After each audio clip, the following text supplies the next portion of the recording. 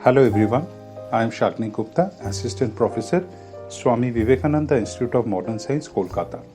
In this presentation of mine, I will be showing you the adjustment entries in final accounts, and the specific adjustment selected in this slide is interest on capital and interest on drawings.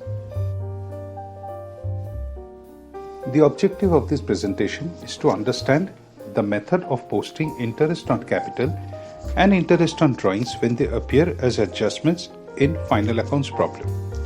But if these specific adjustments, interest on capital and interest on drawings, instead of appearing as adjustments, appear in the trial balance only, then they indicate that their ledgers are already adjusted and cannot be treated as adjustment entries. Now let us go through an illustration to understand the postings. Now we have an illustration which is an extract of a trial balance and says capital 5 lakhs of rupees and drawings 80,000 rupees. The adjustments charge rupees 3,000 as interest on drawings, and interest on capital of 5% per annum is to be allowed. Now the concern will have to pay interest on capital to the proprietor, and hence it is an expense for the concern. But in actuality, the concern will not hand over the cash amount of this expense to the proprietor, but will add it to the owner's capital, thereby making interest on capital as a non-cash expense.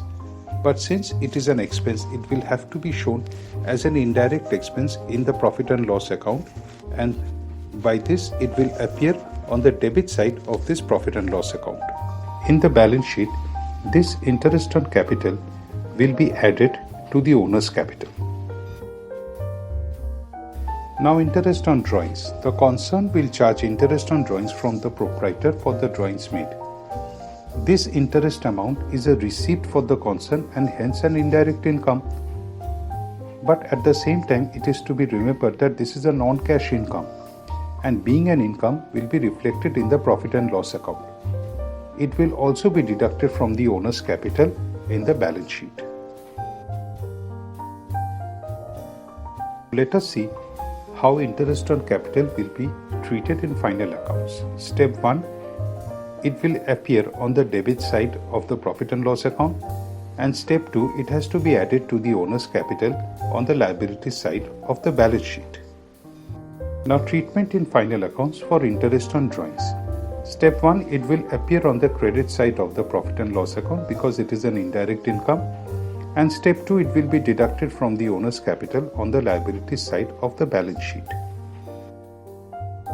Now as we can see, there is an extract of a profit and loss account, and the postings of interest on capital and interest on drawings shall be as shown. On the debit side, to interest on capital 25,000, which is 5% of rupees 5 lakhs, and on the credit side, it is by interest on drawings, and the amount as given in the problem is 3,000 rupees.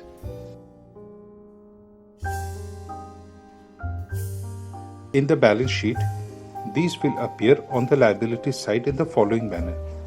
Capital rupees 5 lakhs. To this, interest on capital is added rupees 25,000. Net profit of 75,000, which is an assumed figure here, is added. The total of these three figures are 6 lakhs.